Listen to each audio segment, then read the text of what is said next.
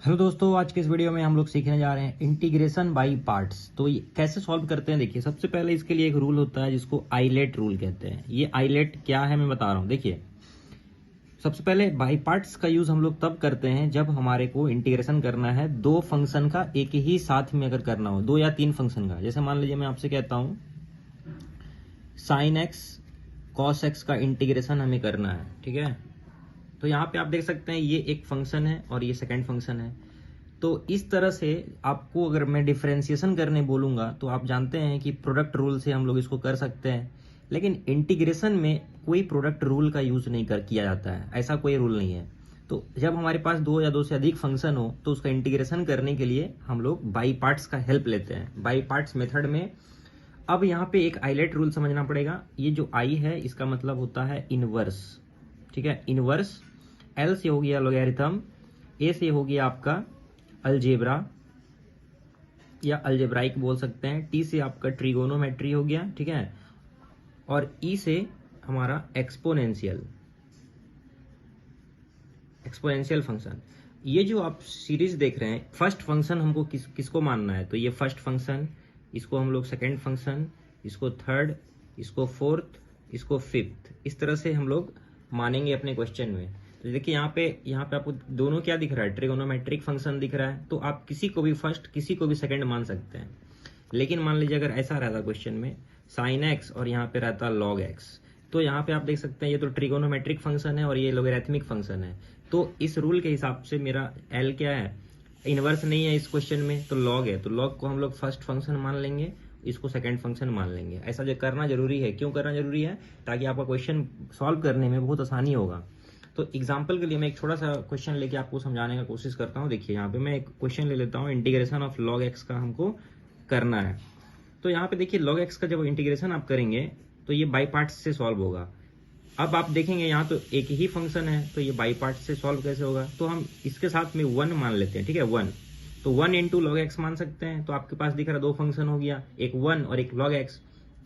अब आप islet rule देखिए, तो हम लोग फर्स्ट फंक्शन किसको मानेंगे, लॉग यहाँ पे है तो लॉग को हम लोग फर्स्ट फंक्शन इसको मानेंगे, ठीक है, और 1 को हम सेकंड फंक्शन मानेंगे।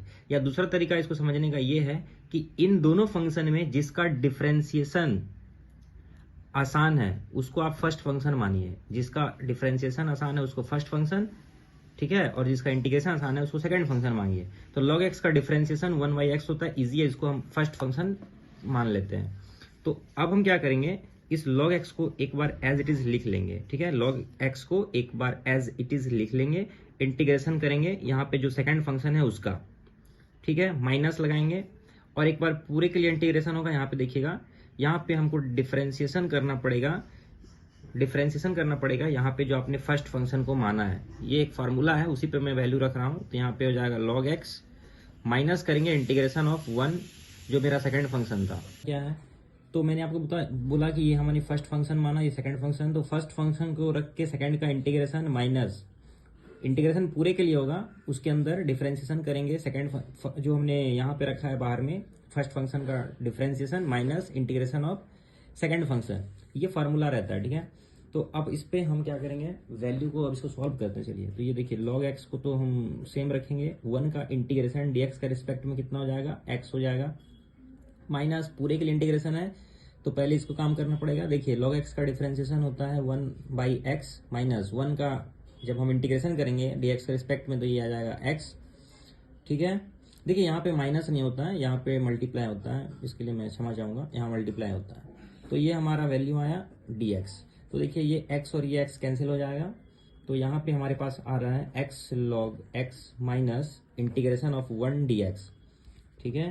देखिए इसके आगे ये है x log x माइनस 1 का इंटीग्रेशन फिर करेंगे, x आएगा और प्लस का कांस्टेंट लग जाएगा, ठीक है। तो यहाँ पे देखिए ये दोनों x यहाँ पे कॉमन है तो x को बाहर ले लीजिए, यहाँ आ जाएगा log x माइनस 1 प्लस का कांस्टेंट। तो ये हमारा आंसर आ चुका है। तो log x का इंटीग्रेशन हम लोग इस तरह से निकालते हैं, ठीक है।